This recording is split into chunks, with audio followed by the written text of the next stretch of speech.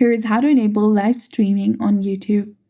So, live streaming is a fantastic way to connect with your audience and grow your community. First of all, you need to go ahead and launch your YouTube application on your mobile device. Log into your specific account. Now, tap on this plus icon from the bottom of the screen.